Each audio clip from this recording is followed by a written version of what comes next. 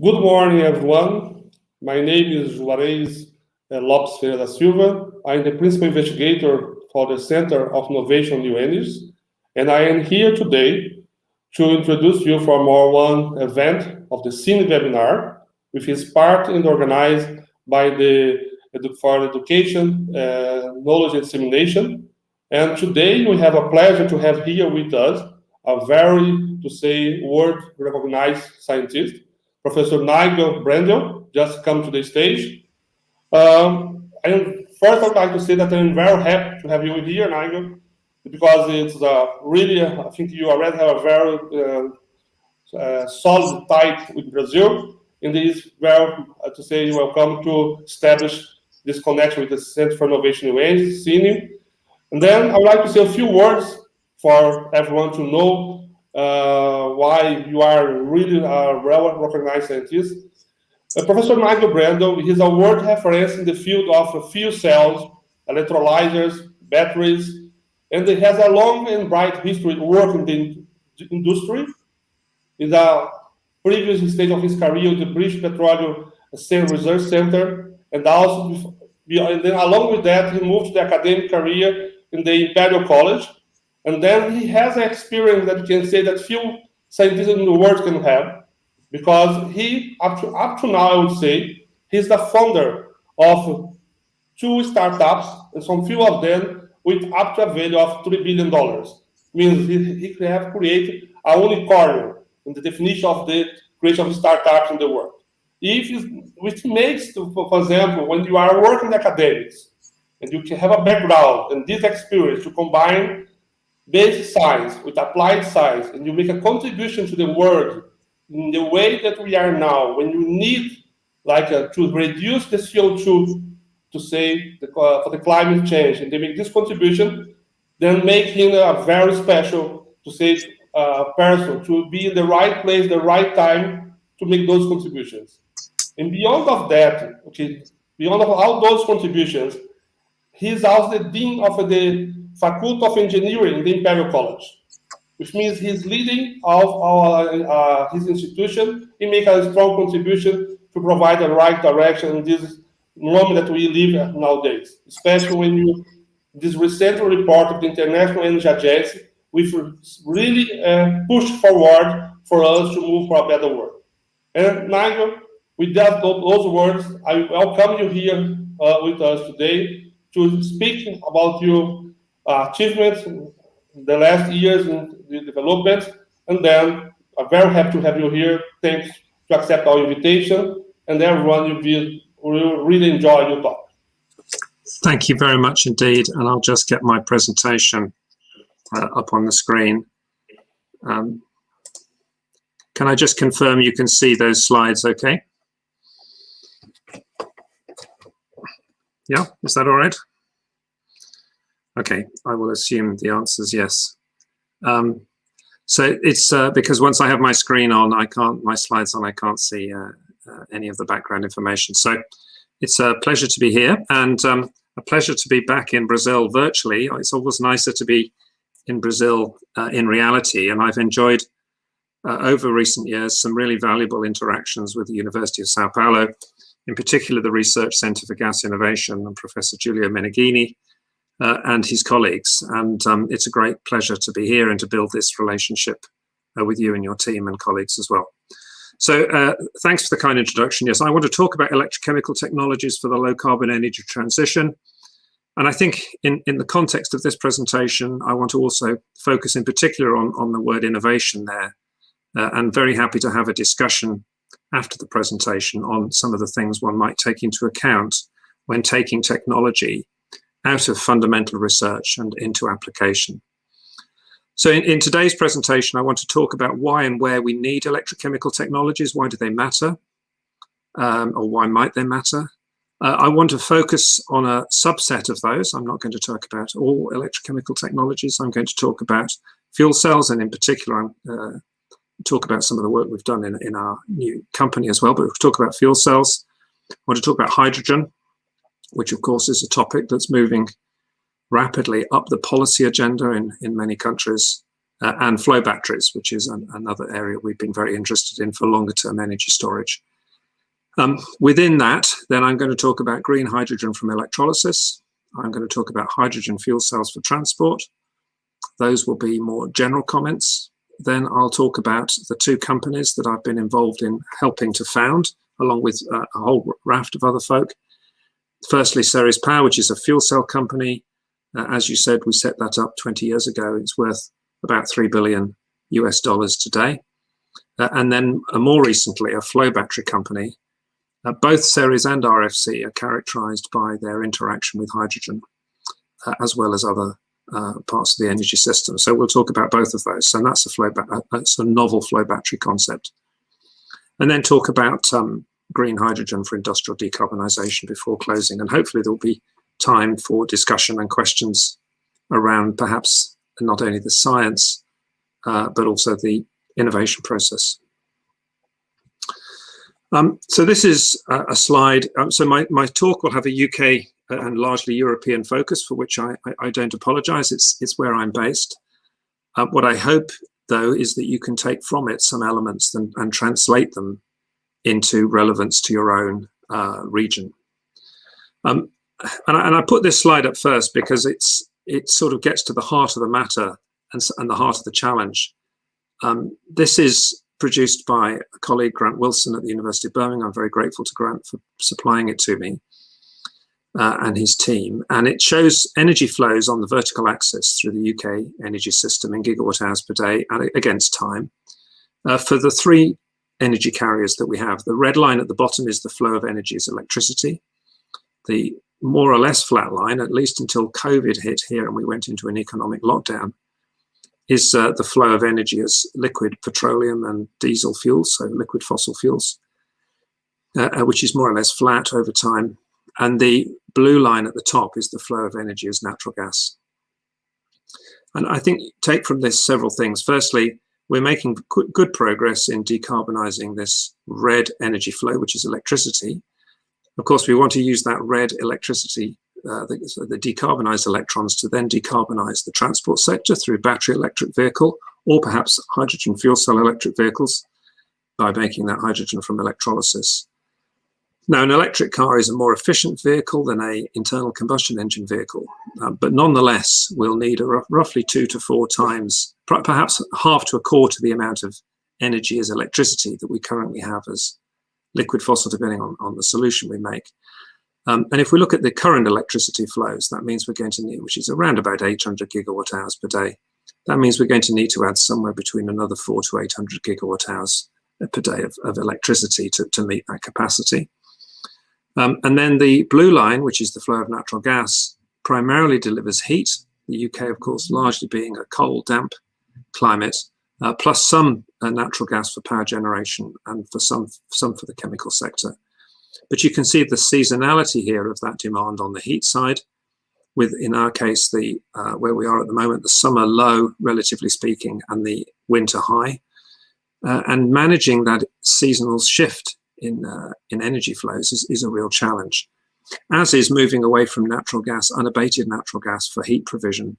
Most British buildings are heated on natural gas, which is burnt to heat water, to warm water, and warm water is used as the heating system. And I'll come back to that point, because it's how we manage the shift, the extra renewable electricity generating capacity we're going to need to put in place to decarbonise transport and to help decarbonise heat, and the potential for using not only electricity but also hydrogen to help decarbonise some of these sectors is at the heart of the opportunity and the challenge. And indeed, electrochemical devices play into this space in a whole raft of ways, either as users of hydrogen or natural gas to produce heat and power, to displace transport fuel flows as hydrogen electric or indeed battery electric vehicles, and indeed coupling electricity to molecules through electrolysers and molecules to electricity through fuel cells. So there's a lot of opportunities for the technology to contribute. I focus there on carbon, and of course carbon is a big policy driver. It's not only about carbon at the city level, and the regional level. It's often also about air quality. This is a slightly old map, but it's a useful one showing the NOx emission levels in London. This is the city, Greater London here. This is Heathrow out on the left, at least when planes used to fly in and out of it. And the red lines here are where we really exceed guidelines on safe NOx emission levels. And they all follow the main arterial roads around London. And it's primarily associated with internal combustion engine, diesel and gasoline consumption. So addressing not only carbon, but also air quality is important. And the two things can be done at the same time if done right. So I want to talk a bit about hydrogen. And hydrogen, I've worked in hydrogen a long time. And I would have said certainly in Europe, hydrogen as an energy carrier, whilst it was, there were some waves of enthusiasm for it in the 60s, 1960s, and in the early 90s.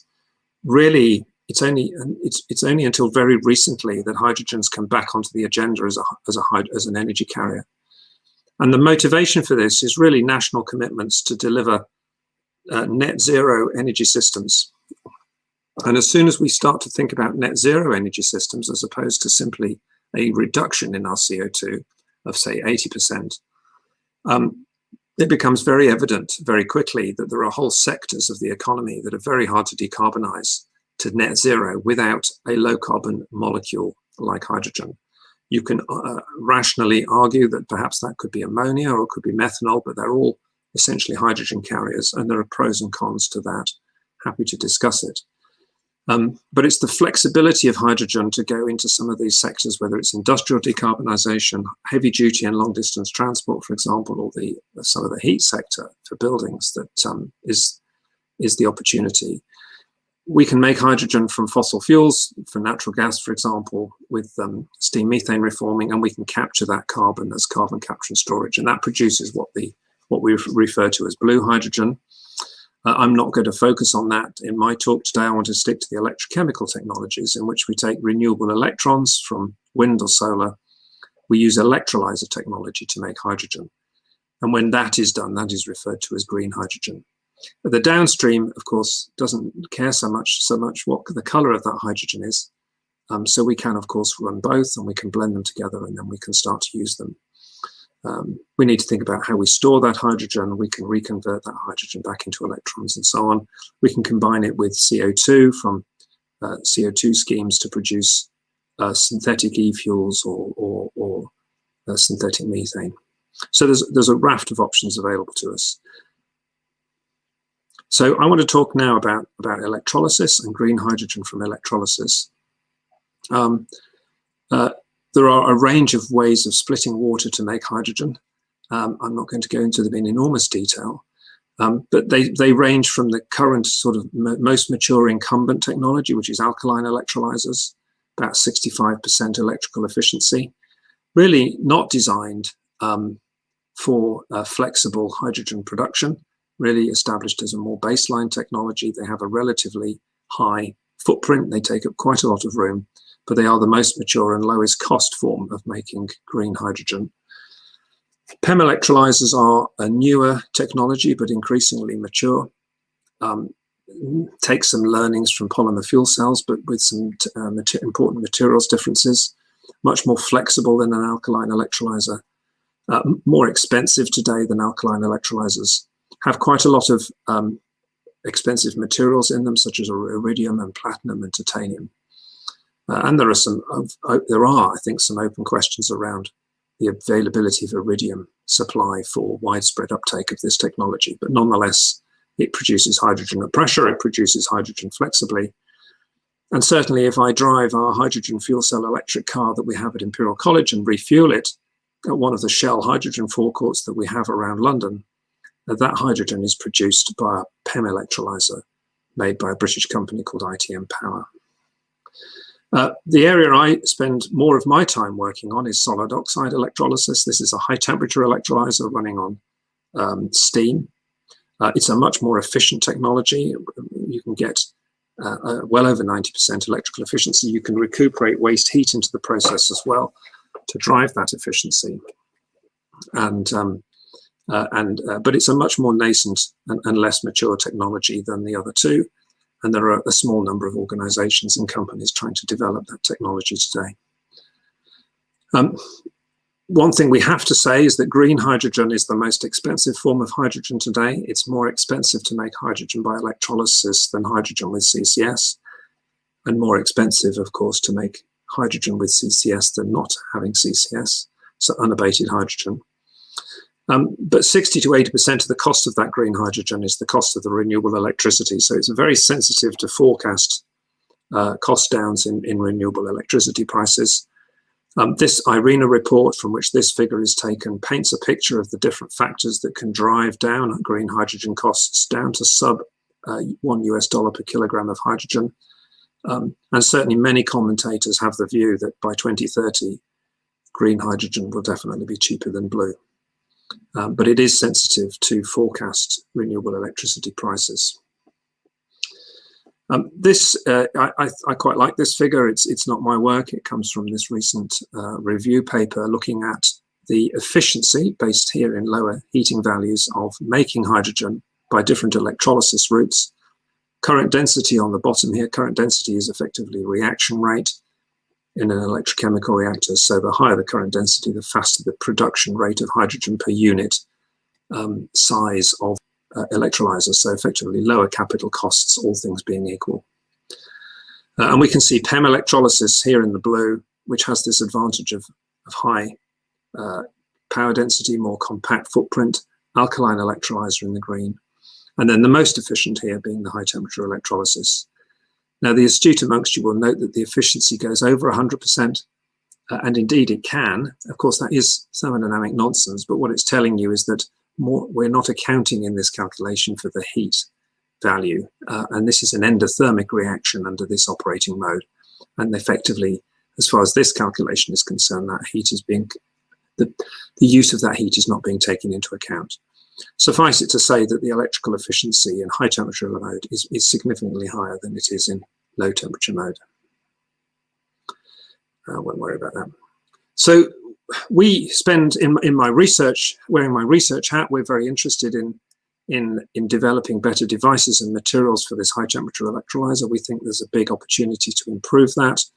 We work on things, for example, as electrode structures. We do a lot of work on electrode microstructure, trying to make improved and better electrodes for not only fuel cells, but also for high temperature electrolysis. And this is some of the work we do on, in this case, electrospun fiber-based electrodes. And then we take some of these and we spend time producing 3D maps of the microstructure, and we relate that through simulation to performance. So quite a lot of my academic work in my group is focused on this type of work, whether it's be for an electrolyser or a fuel cell or a flow battery. So for those who don't follow the field so much now, perhaps just to give you an overview of hydrogen fuel cells for transport and where they are today. And let's kick off with my kind of fuel cell primer slide. The type of fuel cells we tend to find in transport applications is this type here, the PEM or polymer electrolyte membrane fuel cell, or proton exchange membrane fuel cell. That's all stands for the same acronym of PEM, FC. If you have a Toyota Mirai hydrogen fuel cell car or a Hyundai Nexo hydrogen fuel cell car, this is the type of fuel cell that will be within it. All fuel cells are characterized by some common features. They're electrochemical devices, so they need an electrolyte. In this case, it's a membrane that conducts protons under the relevant right conditions. It does this at temperatures of around 60 to 100 degrees centigrade, provided the membrane is humidified, because it needs water to provide that proton conductivity within the membrane. There are two electrodes, an anode and a cathode. The anode where the fuel is fed in this case shown as hydrogen, and the cathode where the air is fed in to provide oxygen. The hydrogen is oxidized, releasing electrons. Those electrons flow around an external circuit where they combine with the oxygen and the protons crossing the membrane to produce the reaction product, which is water. One has to take a lot of care and attention when actually designing and building practical devices, because you get a lot of water buildup on the air side, because we get water as a reaction product, but also water carried along by electroosmotic drag with the protons. And we can get flooding of this porous electrode, which can block the reaction sites. And on the fuel side, we're using water, and we can get drying, which will reduce the membrane conductivity. So there are some engineering challenges to manage, as well as the chemistry, the materials, and the electrochemistry.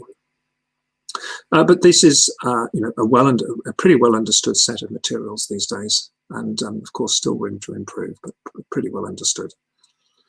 The other type of fuel cell is a high temperature fuel cell. This is the converse of the solid oxide electrolyzer material set. It's the solid oxide fuel cell material set.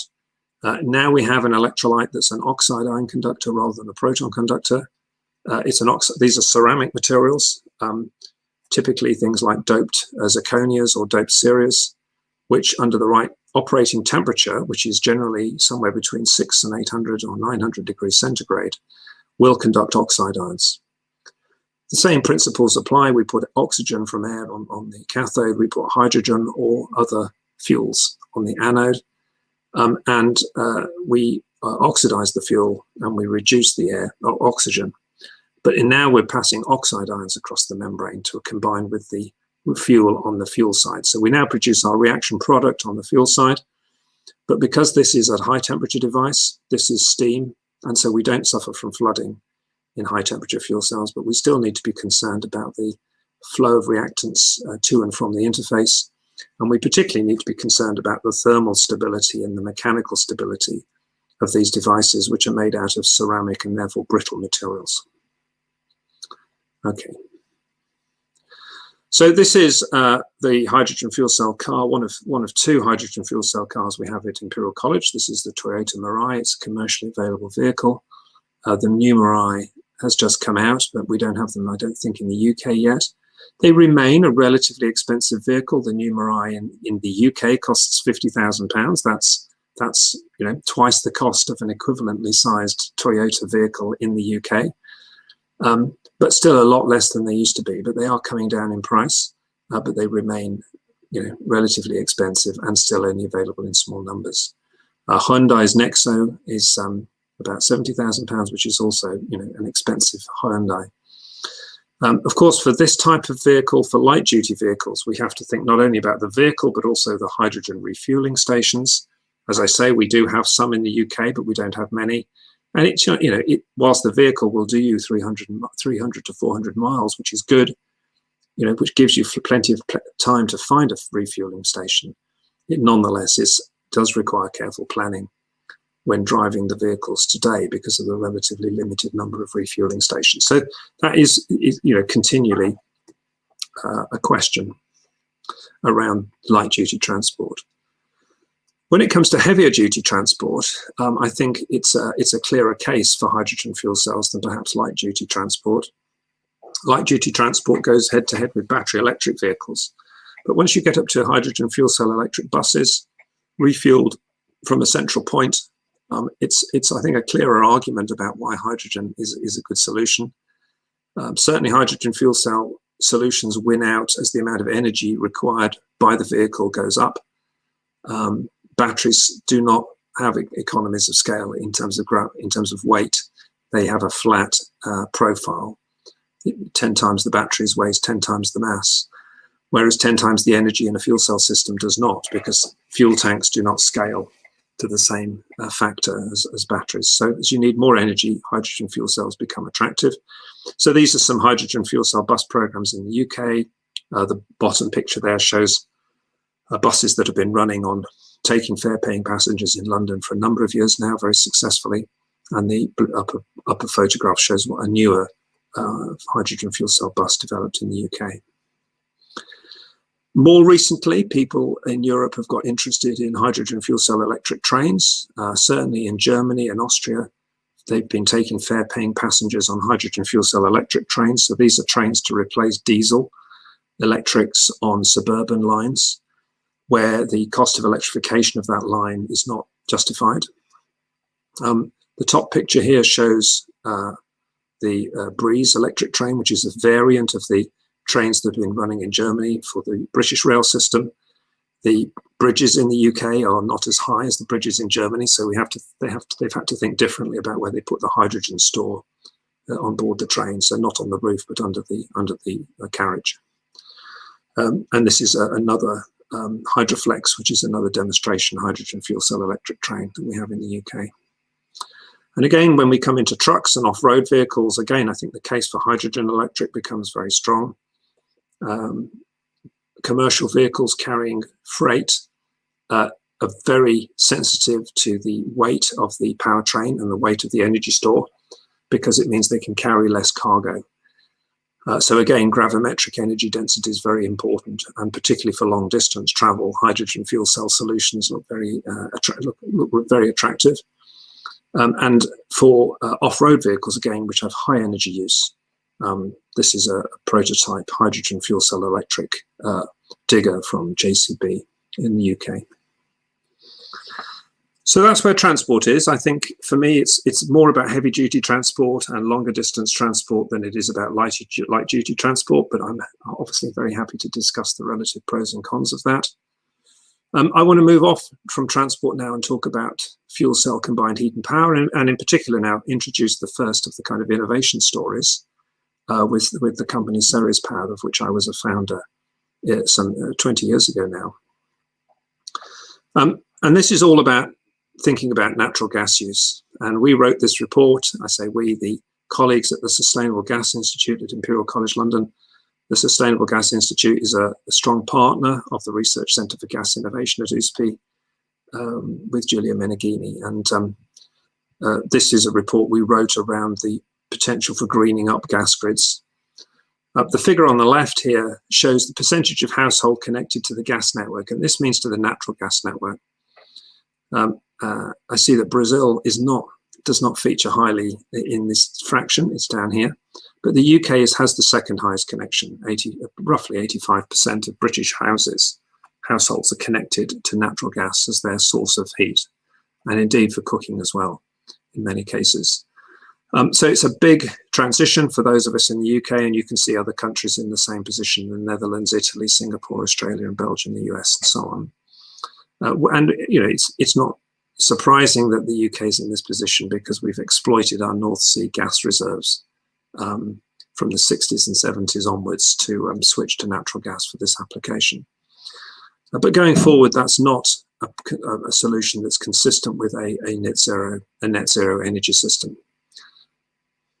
The lead kind of country in thinking about this, I think, is Japan. Japan has been doing a lot of work looking at, well, can we use fuel cell solutions to provide heat and power for our homes? And indeed, there's a program in Japan called the ENIFAL program. This number is probably somewhat out of date now, but 300,000 units have been sold to consumers in Japan with some government subsidy, but nonetheless bought by people with real money to run heat and power operations for their home. In this case, it's a fuel cell running on natural gas. And what's the motivation there? Well, the motivation there is that this is a more efficient way of using that gas to heat and power your home. And in fact, the rule of merit is that you can, for the amount of gas you use to heat your home, you can produce the electricity for nothing alongside it. So it gives you about a 25% saving on your energy bill. Of course, that is not a net zero solution. But it is a hydrogen-ready solution, and you could switch out that natural gas for hydrogen or biogas and run that system perfectly effectively. So let's talk about briefly the innovation journey. So in 2000, along with my colleagues here, Brian Steele, Alan Atkinson, and John Kilner and Bob Brudkin, we were working on a Research Council grant. So this is the British government science funding. Funding a project that we were successfully winning. Were successful in winning, and we filed a patent in the year 2000. And this is a photograph of the patent, and the patent was for effectively a concept of a porous steel support on which we put the functional materials, the electrode, the electrolyte, and the other electrode, to create a metal-supported solid oxide fuel cell. And the core patent really captures everything, all of the principles of a metal-supported solid oxide fuel cell. And there are some geometric factors, I think, captured in that patent as well. We assigned that, we decided to form a company. We couldn't persuade any industry partners at that time in the late 90s that this was of interest. All the industry players were focused on their own designs, which had nothing to do with metal-supported cells. They were all ceramic devices at that time. And because we couldn't persuade anyone else it was interesting, we decided we needed to form our own company and show people it was interesting by taking the technology forward ourselves. And that's what we did. And we formed a company. We called it Ceres Power. Ceres because we use Ceria as our electrolyte, and that was the link. And transferred the patent into that company. And this is where the company, this is the kind of core technology behind the company 20 years later, in sort of cartoon form, but it makes the point. We have now a laser drilled ferritic steel metal substrate onto which we put our functional coatings. Our anode, this is our fuel electrode, is a porous composite of nickel and gadolinium-doped ceria. The electrolyte is gadolinium-doped ceria. In fact, if you look at this top explanation here, you can see that actually it's a more sophisticated than just a CGO. It also has an electron blocking layer in it. And that matters because actually CGO is a mixed conductor under high temperature reducing conditions, which provides a short circuit unless you, a small short circuit, but nonetheless one that lowers the efficiency of the device if you don't put a blocking layer in.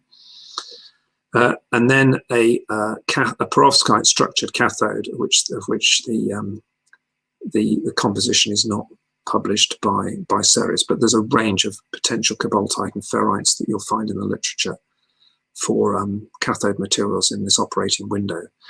The device runs at about 600 degrees C centigrade, which is quite low for a solid oxide fuel cell, but that's enabled by the use of this particular electrolyte and this particular set of materials.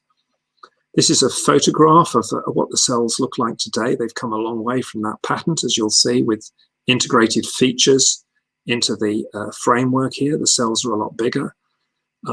This is showing you the without the cathode layer on top. So this shiny surface here is the dense electrolyte which sits atop the anode underneath it. The cathode would then be like a layer of black paint on top of that. And the use of the metal support is really important because it allows you to do things like have welded seals, but also gasket seals due to the temperature of operation, which makes the mechanical sealing of the stack much simpler and lower cost than is often the case with this technology set. This is the kind of pre-production pilot line facility in the research part of the company. Again, a photograph of one of the cells being manufactured. This is a kilowatt size stack. And if anyone's interested, you can go and follow this fully charged video, which did a piece on the company a short while ago. And from a fuel cell perspective, it's really interesting to see the traction that Ceres have generated now under Phil Caldwell's leadership as the Chief Executive Officer. And this slide comes from Phil, it's one of the public slides. You can go and find these on the website. There's nothing here that's not in the public domain. But importantly, major companies have now partnered with Ceres and invested in Ceres, including Bosch, Weichai Power, who are a very large engine manufacturer in China, Doosan, of course, well known for a whole range of power solutions, and Miura in Japan, who now retail the first commercial unit containing a Ceres fuel cell, which is a 4.2 kilowatt CHP unit in Japan. And as was said, that company is worth about $3 billion today. So fascinating to see that journey, and it's definitely had its ups and downs along the way. I'm happy to take questions on that later if it's of interest. My own involvement with the company was I was the Chief Executive Officer for 2 years, then I was the CTO for 3 or 4 years, then I was the Chief Scientist for a number of years, and then I stepped away from the company, and I now chair their technical advisory board. A more recent company is this one, RFC Power, and so we're going to talk about energy storage for system balancing now, which is the application of interest here. So this is a flow battery application, so now we're moving into energy storage as opposed to into fuel cells, or indeed, Ceres have recently raised about $300 million to accelerate the development of a high temperature electrolyser variant of their solid oxide fuel cell. And why are we interested in energy storage, right? And here I'm going to talk about energy storage for grid balancing. I'm not going to talk about battery electric vehicles. That, of course, is another very important aspect of battery technology and energy storage. It's not the area I specialize in. I have many colleagues who do. But I'm more interested in my own work on the system balancing side for renewable penetration. Now, the next couple of slides I'm going to show you come from this paper, of which I'm very much a minor author. The lead author here is my colleague Goran Strabak in our electrical engineering department, along with his colleagues. And we published this paper last year on the value of flexibility in developing a cost-effective energy decarbonisation. And this is the sort of slide that underpins that view, right? So this is looking at the impact of increasing wind capacity installed on the UK electricity system. It's very likely that the UK will primarily use wind as its renewable generation source. We have the best wind resource in Europe. We don't have a particularly strong PV solar resource, though obviously we do have some, but wind is very strong. And so likely we're going to put more and more wind on the system. May well be largely offshore, but from this perspective, that doesn't matter.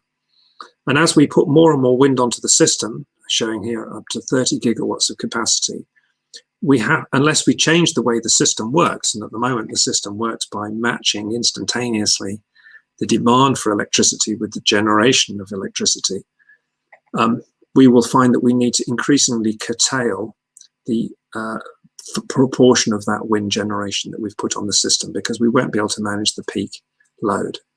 So the opportunity is obviously to think about how do we better the generation and supply of electricity, and storage is one of the options that's available to us. It's not the only one. We can think about interconnection to mainland Europe. We can think about more flexible generation and demand side management. But here I'm going to think about storage. And there is a strong economic argument for this, because again, if we don't do that, then as we manage these increasing decarbonisation targets, and this year basically means increasingly ambitious decarbonisation and increasingly large fractions of renewable generation on our system, the utilisation of the assets that we need to build to manage those peaks and troughs goes down. That means we're spending money on capital equipment that when we're using it less often.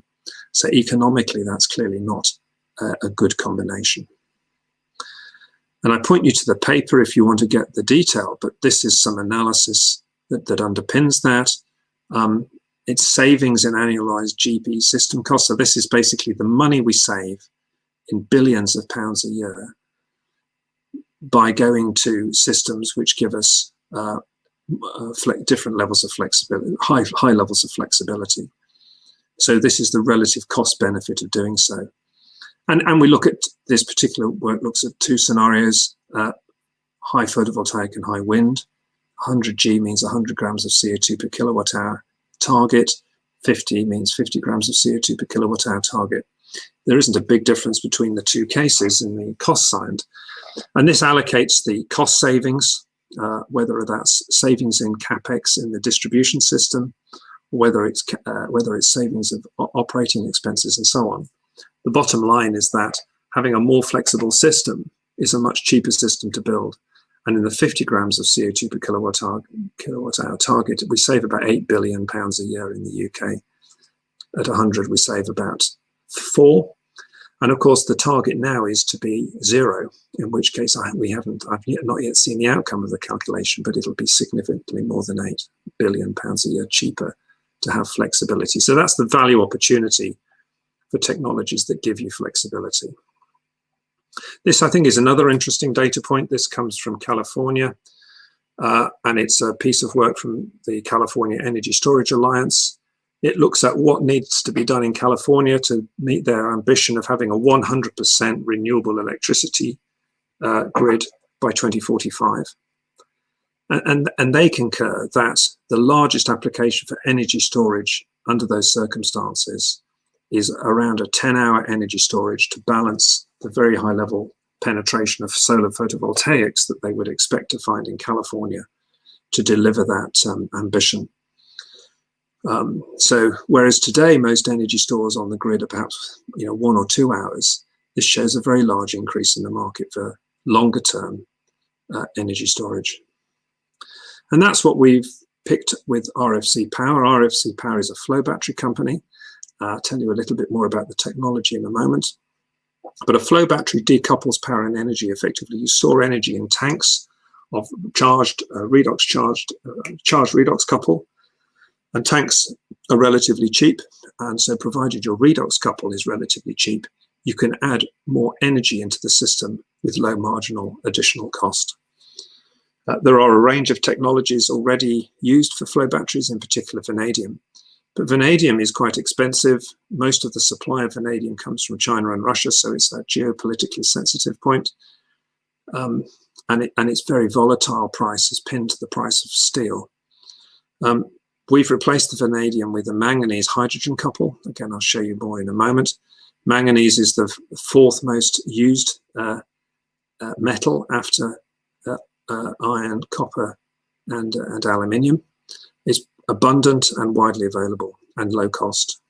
So this electrolyte here is less than 1/10 of the price of the vanadium equivalent. And we couple that with hydrogen in a closed hydrogen loop to make a hybrid flow battery. Now, all flow batteries have the advantage of long lifetime. Certainly, it's been well proven. You can discharge them to 100%. They give you a round trip efficiency of about 80%, which is good. Not as high as a lithium-ion battery, but that's offset by the ability to fully discharge and to have tens of thousands of cycles. They're safer than many lithium-ion technologies, and they generate you a low levelized cost of storage, which it gives you an economic advantage, particularly for the longer storage durations. Because we use manganese hydrogen, it's also a system that allows it to be coupled in with the hydrogen system.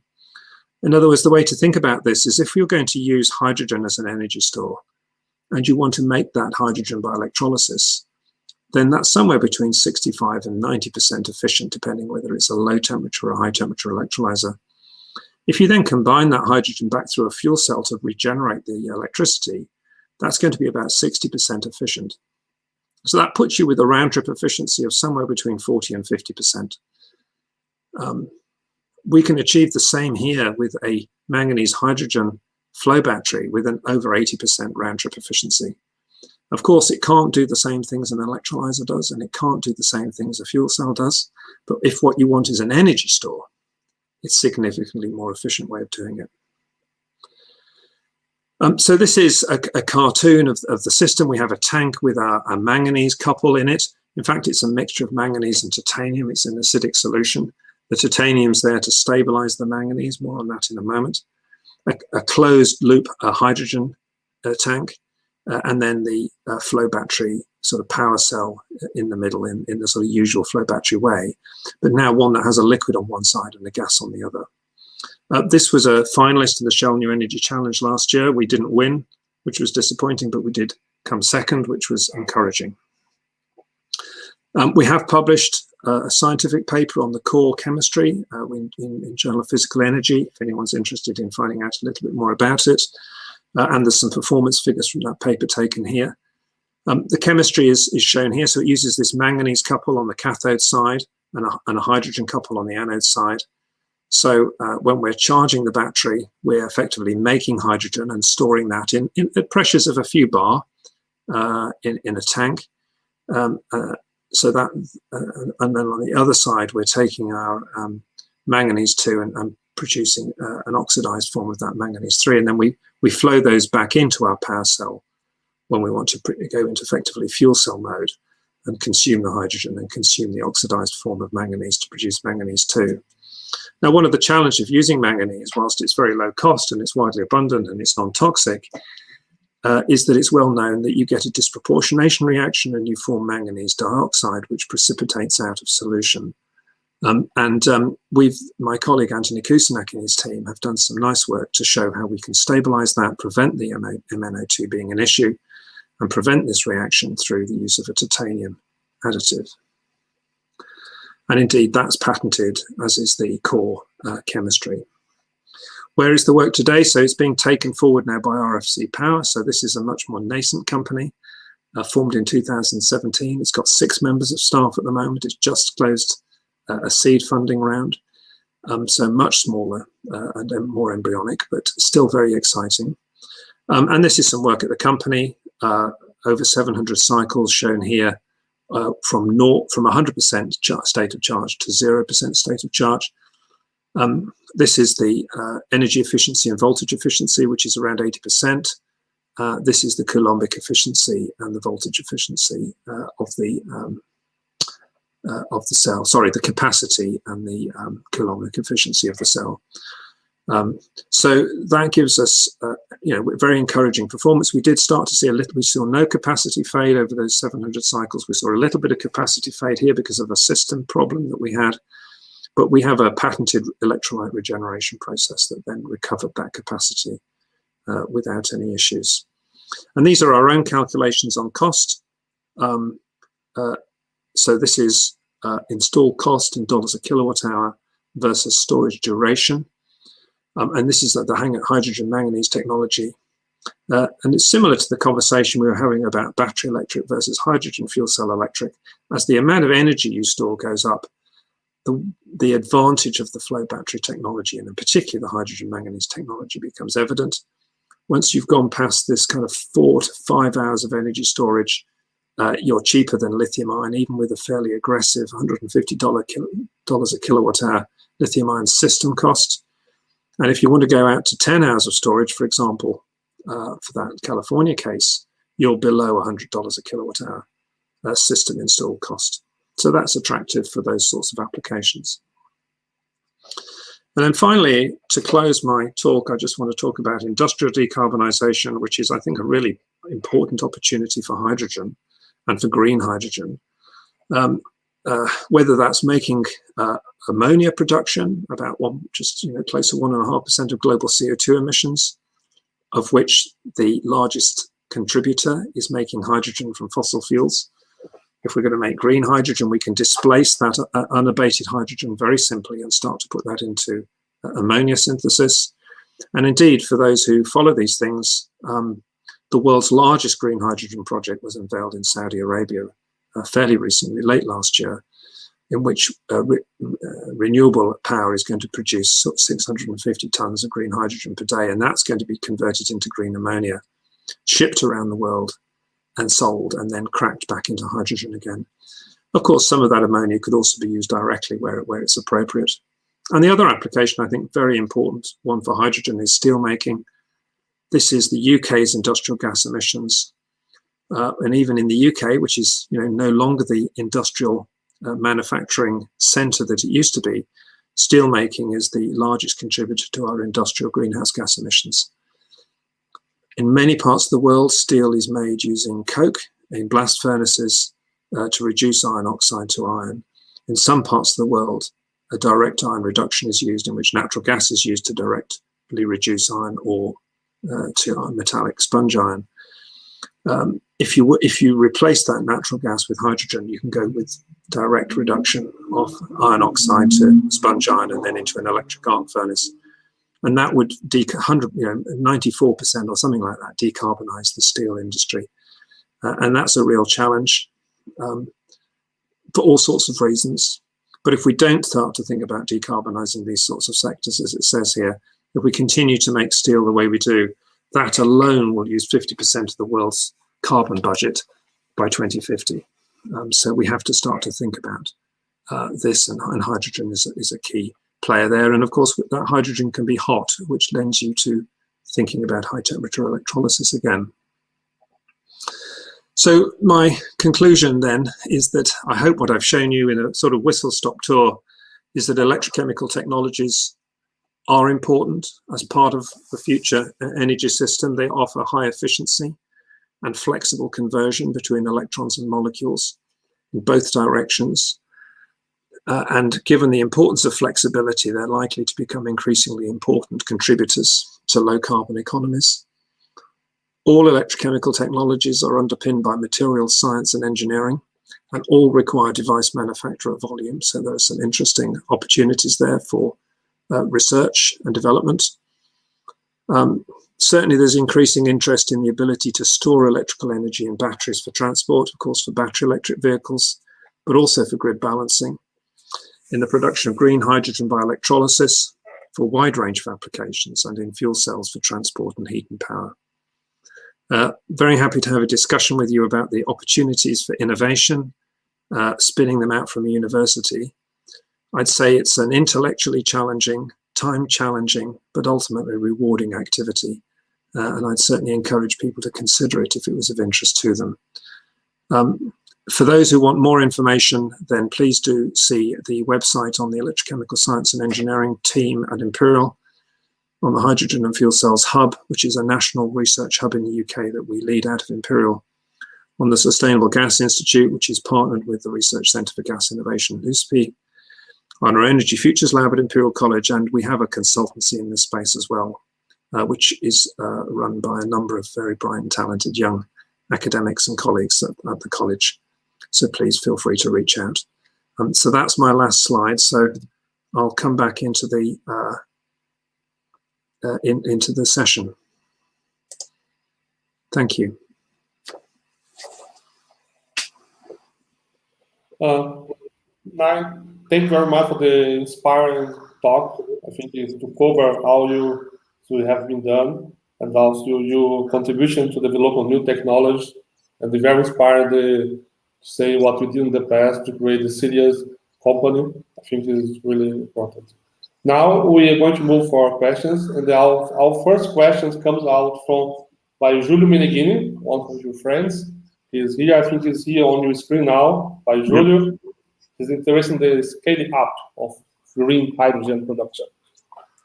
Yeah, I mean, it's a really important question, Julio, and nice to see you virtually. And it's a tricky one, right? So electrochemical technologies, no matter which one they are, all electrochemical technologies are devices, right? No material sits in isolation. It's a set of materials, a set of microstructures, and a set of manufacturing processes that produce you a device. And the scalability of that device is important, and the manufacturability of that device is important. So in a laboratory environment, we can demonstrate, start to demonstrate things like lifetime. We can start to demonstrate things like performance in isolation. But we have to move out of that laboratory environment and start to think about how we both scale up in engineering terms. So how do we balance, how do we cool devices if it's a fuel cell? How do we heat devices, perhaps if it's an electrolyzer? So we have to think about the thermal management. Certainly high temperature electrochemical devices is more of a mechanical engineering challenge than a chemical engineering challenge than it is in an electrochemistry challenge, because there's so much heat around. The electrochemistry is quite straightforward. It's the thermomechanical design that's the challenge. And we have to think about the manufacturing scale up, when these have to be made by scalable, cost-effective processes. And people don't want a 1 kilowatt electrolyzer, they want a 10 megawatt electrolyzer. And starting to think about how we get our technologies to that sort of scale is important. So it's those sorts of features that are the challenges, and some of that can be done in a university research setting, but a lot of it needs a partnership with industrial players and industrial partners who can provide some of that capability.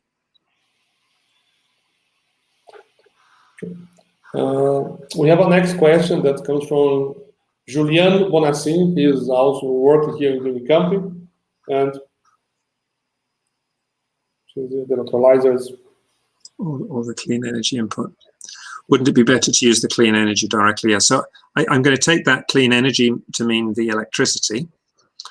And Giuliano, let me just say from the onset that if we can make renewable electricity and use it directly, then that's absolutely what we should do. We shouldn't go through any subsequent energy conversion steps if we don't need to. So there is a hierarchy of use. If we can make green electrons and use them locally, and store them locally effectively, that's clearly the best thing to do. However, it's not always possible for two reasons. One is there are going to be occasions So the lowest cost renewables may well be found in locations where there isn't a big local demand, in which case you're then thinking about what's the cheapest way of moving those electrons around. Of course, we can do that with electricity grids, but electricity grids have an impact of cost and environmental impact as well. So it may be the most effective way is to convert it into a molecule and then move that molecule around, because molecules are much easier to move than electrons and much cheaper to store than electrons. The other thing is, does the end use, can we use electricity? Can we use electrons directly in the end use application? So I'm thinking here, for example, of electric aircraft. It's quite hard to envisage a battery electric solution that would give you a transatlantic flight. So you know, that's a really tricky one. So you might need to make a green molecule to do that transatlantic flight. Even though it's less efficient in terms of all the energy conversion steps, it delivers you the requirement in the end use. So it's a combination, I think, of where the supply is, where the demand is, and what the functionality of the end use is. But absolutely, if we can use the electricity directly, then that's clearly the best thing to do. Okay, thanks, Nigel. Our next question is from Pablo Sebastian Fernandez. He's a faculty member in the Unicamp, the Institute of Chemistry, and he also a technology transfer guy from our center. Then his question makes a lot of sense for his now position. Yeah, how do you decide if it's better to build a startup or look for an established company in the field to invest? Yeah, it's a really interesting and it's an important question, Pablo, and there isn't an answer to it. It's certainly, so in my experience as effectively an electrochemical engineer working in a materials-rich area, it's really hard to license technology. And certainly wearing my broader Dean of Engineering hat, it's quite hard to license engineering innovations. And that's because at the level at which you've taken the innovation forward in an academic setting is still well short of what it needs to be used in a commercial technological application. So there's still a lot of risk. And trying to persuade engineering companies to take that risk on through a license is actually very hard, in my experience. That doesn't mean it can't be done, but it's quite hard to do. In biopharma or in pharma, I think it's different. I think that in pharma, there's a stronger culture and practice of passing the baton of innovation along a well-established innovation chain, and I think a licensing model is more likely to work. And in software and digital, you know, the whole thing's done and dusted in 2 years, and you've made your money. So it's completely different in software and digital. Certainly at the moment, we've had student startups that have gone and been sold for six-figure sums in like 3 years. It's amazing. So it's a very different world again. So I think it depends on the area you are in, and it depends on the sector you are in. I mean, certainly, if you can license something, that's a very generally a good cost-effective way of generating income where it can be done, because you haven't got the overheads and risk of a startup. And for the academics, it's a lot less work, generally, a license. And of course, it can also be tied to an ongoing research contract.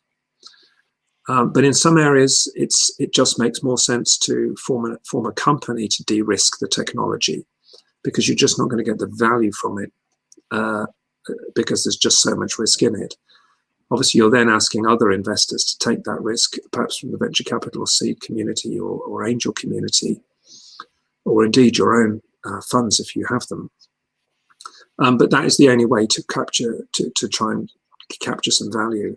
And even then, even if forming a startup doesn't mean that you have to stick with that startup forever. It's a very valid strategy to form a startup, de-risk the technology, and then get bought. I think it's sector dependent. I think it's innovation, the type of innovation dependent. And it is also dependent on the, I guess, appetite of the academic founders to do a spin out, because doing a spin out is exciting, but a huge amount of work. So I've sort of given you a hedged answer, but there isn't an answer to that. Okay, thanks, Nigel. Now we have a question from Fábio Coral Fonseca. Fabio, can you ask now? Just the questions here is related to Ceres company. Yep. So the answer is yes, it is developing a flex-fueled SOFC. So it's interesting to look back, right? So when we set Ceres up in 20 odd years ago, no one was really saying at that point that no one could use natural gas, right? It was more about, can we use natural gas more efficiently? Now the world is saying you can't use unabated natural gas. It's not an endpoint. You've got to not use unabated natural gas. So you've got to use another carrier, which could be hydrogen. Now, the great plus of a high temperature fuel cell is that you can use natural gas today and hydrogen tomorrow in exactly the same device. And in fact, it will work even better on hydrogen than on natural gas. So that gives you a technology that gives you energy efficiency today and hydrogen, a hydrogen option in the future. So that's that. The magnitude of the funding necessary to develop the metal supported cell. Well, if I tell you naively that when we first did our first round fundraising, which I led, I think we raised £4.5 million, and with the vision that that would, take us a long, long way. I couldn't tell you off the top of my head how much money Ceres have raised to get to where they are today, other than that they've just closed a $300 million fundraising, which is just to do the solid oxide electrolyser extension. So I think you can say that it's actually quite an expensive game. I think, again, if I was to do it again,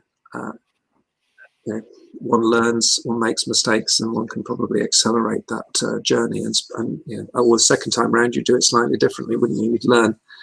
But nonetheless, any innovation that's in a materials area that requires extensive testing and has, health and safety implications if it's not done well, you have to be. There's plenty of testing, and testing costs money. Okay, thanks very much for the question. Now we want to invite the Ana Flávia Nogueira, our director, is going to join us because she's going to put her question by herself. Okay, Ana, welcome you here.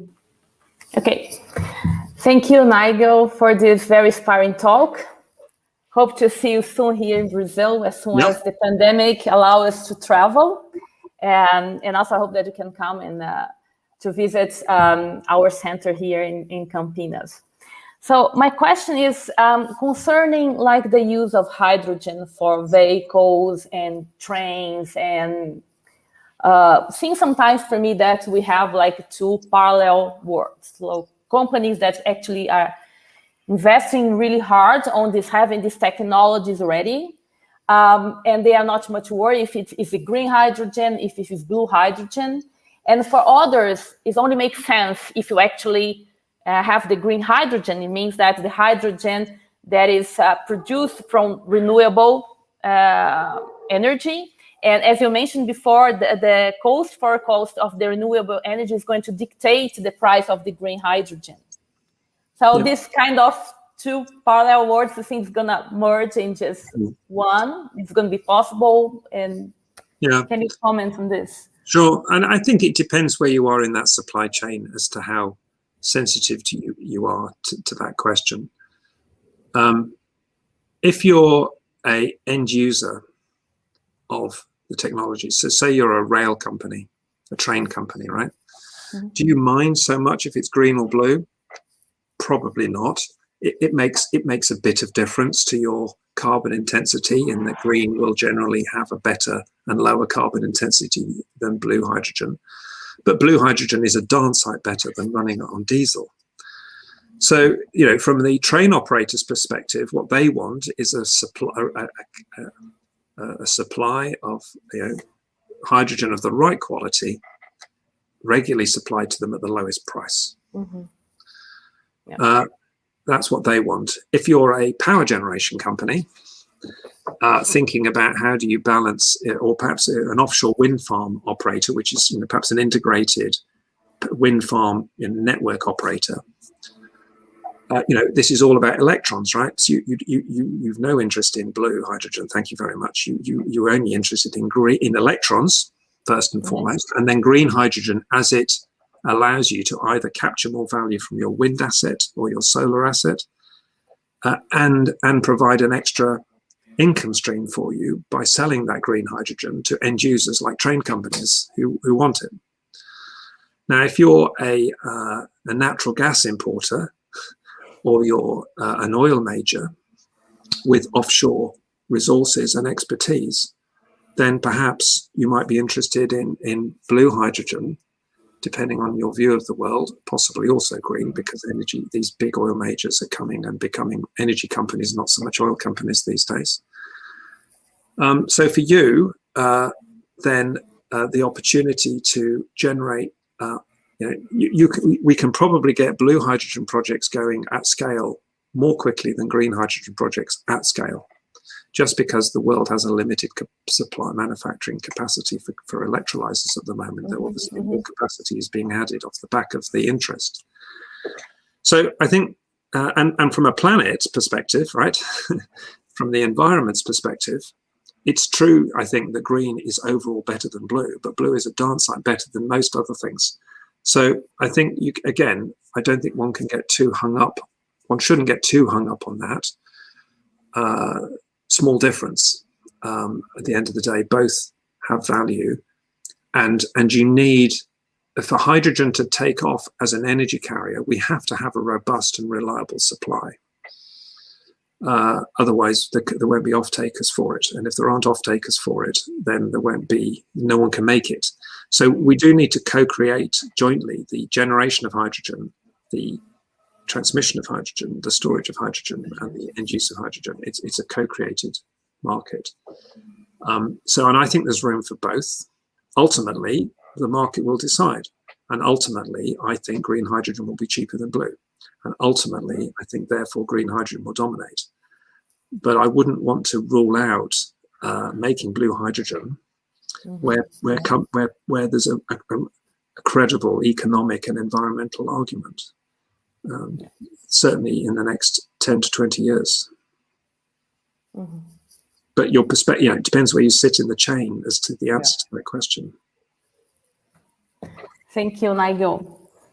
So we are approaching the end of our CINE webinar. So I pass the word to Professor Juarez to close the session. So Nigel, thank you very much again. Okay. And also I would like to thank to the audience here on YouTube and Facebook. And Juarez, please. Okay, thank you. Just invite here Fabio to provide some few words if you want to comment on that. Some additional question, or if you have some just acknowledgement. Well, thank you very much. Thank you for excellent overview and bringing us this beautiful vision of electrochemical technologies coming into reality and showing all the way from the basic research to applications and how challenging and beautiful this is. So I thank you very much for your time with us today. Thank you. In summary, I'd just like to thank you for the pleasure to have you here and for several contacts by email. Of course, that takes time to plan it, and then for your patience, because there's a different time zone and there's something else. And by sure, once we come to Brazil, the presidential way, we're going to have you in CINE for you to know our place in the country and all different places too, also the IPEM, São Carlos too, and beyond the Polytechnic too. Of course, and you have opportunity to meet again. Okay? Thank you very much, and thanks everyone to be here with us today. And in July, we'll meet again. Okay, stay safe. Bye-bye. Bye.